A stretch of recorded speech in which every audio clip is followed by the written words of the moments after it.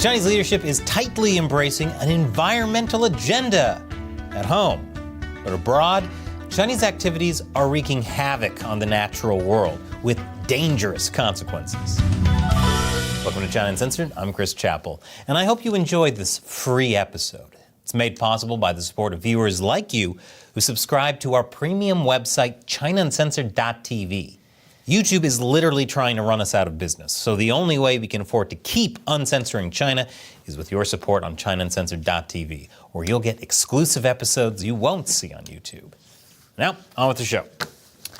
China is not generally known for being ecologically friendly. China's first communist leader, Mao Zedong, famously said that man must conquer nature.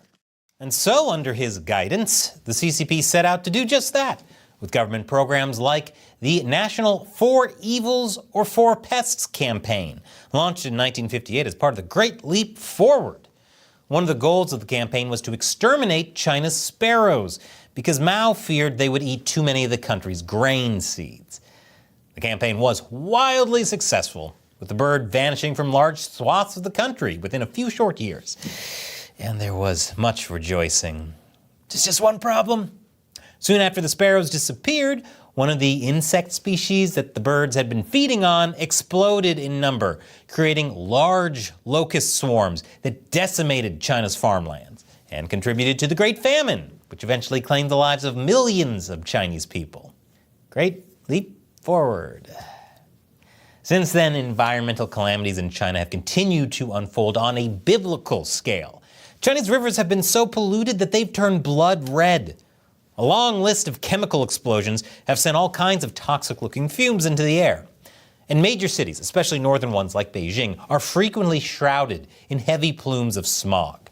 A study from 2017 found that air pollution was so bad in northern China that it had cut 3 years off the lifespan of the people in the region.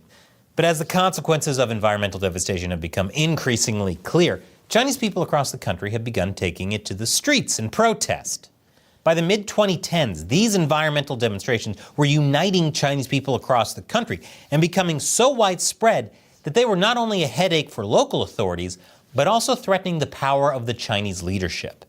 So the CCP did what it always does. It seized control. It commandeered the environmental narrative and cracked down hard on any group or individual publicly championing a different environmental outlook than the one being dictated by the CCP. These days, Chinese leader Xi Jinping is super stoked about saving the environment, which he views as essential to building a beautiful China, a green vision that's about much more than threatened species and crackdowns on pollution. You see, Beijing is trying to establish China as a green superpower. Today, China produces 80% of the world's solar panels. At the current growth rate, the industry will be able to meet global solar demand twice over by 2027. The Chinese electric vehicle sector is on a similar path, with Chinese car companies spitting out so many EVs that its domestic market is unable to absorb them all, leaving manufacturers increasingly desperate to export their excess capacity overseas. The government is also boasting about all the millions of hectares of forest it's planted, all while cutting down trees in other places to make room for farmland to increase food independence.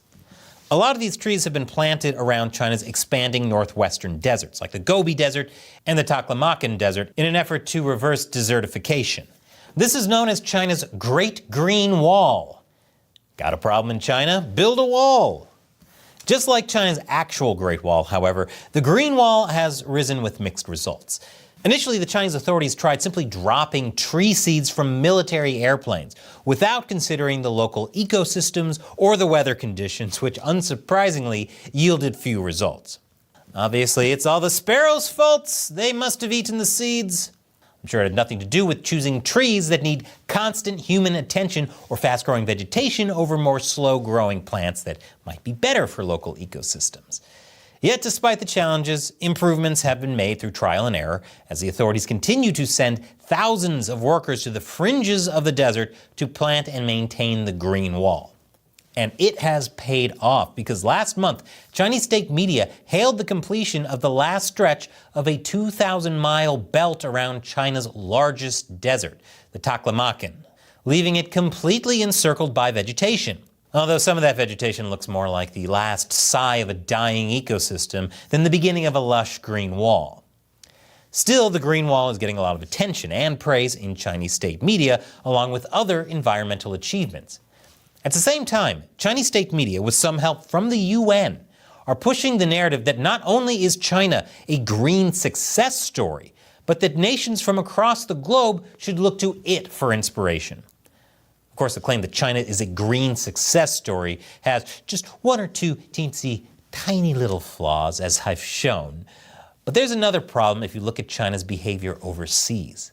The thing is, all of this greening of China's image at home means a lot of domestic logging operations have been shut down and many logging practices have been outlawed. That means that China's vast timber needs have to be met abroad, turning it into the world's largest importer of timber, including illegal timber, a lot of which comes from Mozambique in Africa. Around 500,000 tons of timber have been illegally exported from Mozambique to China, constituting more than 90% of all illegal logs shipped out of the country. Many of these logs are threatened rosewoods, which are highly prized for luxury furniture in China. Mozambique's rosewood is protected under an international treaty, and the Chinese authorities issued a ban on the import of illegally acquired timber in 2020. But why should that matter? The rosewood must flow, and Chinese officials are accused of looking the other way. But that's not the worst of it. Not only does this trade contribute to an alarming rate of deforestation in Mozambique, the logging is also being carried out by Chinese firms in a region of the country plagued by terrorist fighters whose insurgency has already claimed the lives of thousands of Mozambicans and displaced more than 500,000. The Chinese firms pay protection fees to log insurgency-controlled forests, so the trade is providing jihadist groups with a new source of funding. It's not just Mozambique. All of Western Africa is suffering from corruption and terrorist funding by Chinese logging companies and even Chinese diplomats.